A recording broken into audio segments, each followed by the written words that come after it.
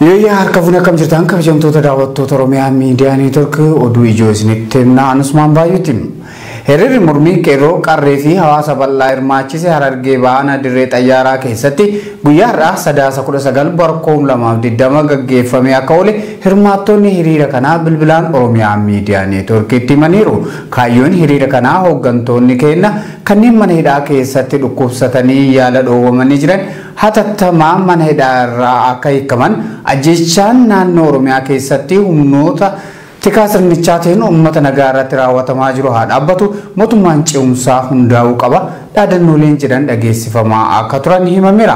Jiraataan aanaa dirree xayyaaraa Raddaa Suqul hiriira kanarraa qooda fudhate tokko akka jedhutti poolisoonni humna addaa Oromiyaa konkolaattota afuriin dhufanii qeerroo hiriira gaggeessaa turan irratti dhukaasa bananii dargaggoon maqaan isaa Fariidee Jibriil jedhamu rasaasaan kan rukutame yoo ta'u erga hiriirri addaan bittinnaa'een boodas Poolisoonni kunneen magaalattii keessa faca'uun jiraattota reebaa akka turanis ibsameera.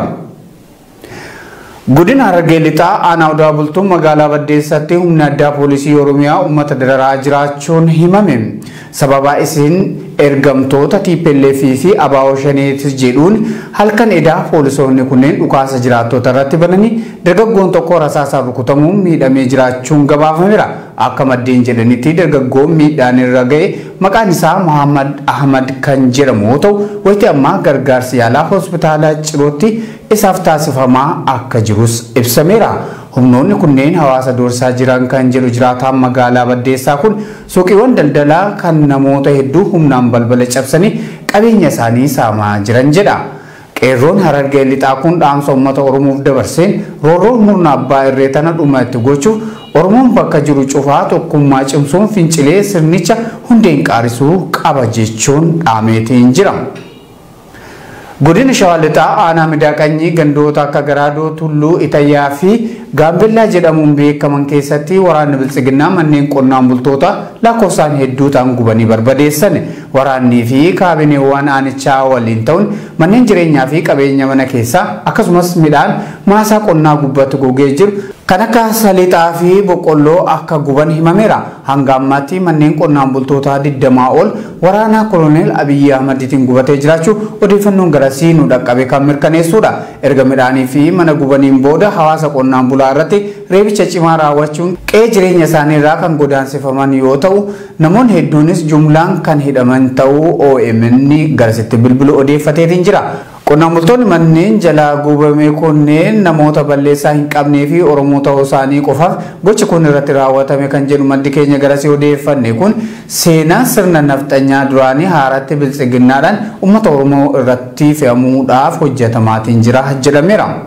Labsi xumura gabrummaa qeerroo Oromiyaatiin labsame kana hojiirra oolchinee mootummaa abbaa irree kana ofirraa kaasuuf uummata keenya dammaqsinee fincila gaggeessuuf qophii xumuree jira jedhan qeerroon godina Wallagga Bahaa aanaa Bunnayyaa Boshee. Hidhamtoota siyaasaa keenya kanneen mana hidhaatti dhukkubsatanii yaala dhabuun dararamaa jiran kana fincila guddaa gaggeessuun mana hidhaarraa baafannee murna kana xumuratti gochuudhaan labsii marsaa jaaffaa kana tokkummaa fi wal hubannaa cimaadhaan milkeessuun nurraa eegamaa jedhan qeerroon Wallaggarraa odeeffanne. Hiriirri mormii Oromiyaa Bahaa Harargeetti gaggeeffamaa jiru kun bakka hundattuu ta'uu qaba kan jedhu qeerroo Wallagga Bahaa aanaa Bunnayyaa Bosheerraa yaada isaa OMN'f kenne kun murni afaan qawweetiin biyya bulchaa jiru tibbana neetworkii Wallagga lamaan irraayyuu addaan kutuun hidhaa fi ajjechaa uummata keenya irratti raawwataa jira waan ta'eef nuti qeerroon Wallagga Bahaa fi Wallagga Lixaallee xalayaa walii barreessuudhaan wal hubannoodhaan sochii irra jira jechuun ibseera.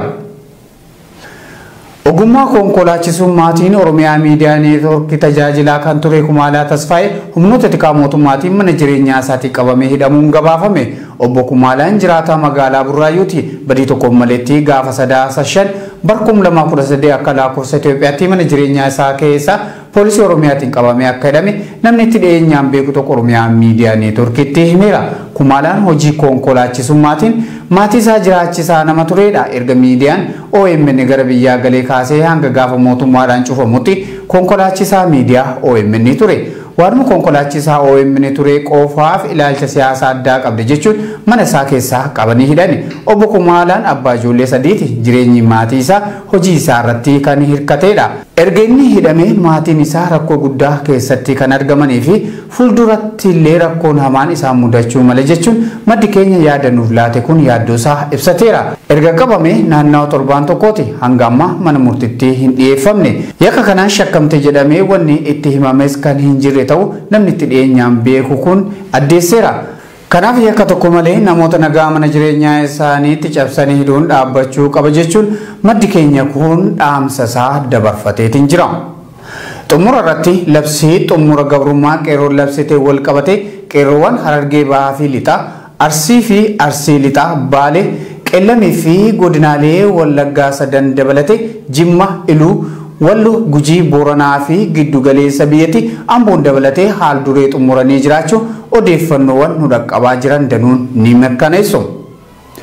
Tole kabajamtoota daawwattoota keenya oduun ijoon guyyaa kanaaf qabannee dhiyaanne kan hangammaa daawwattanidha.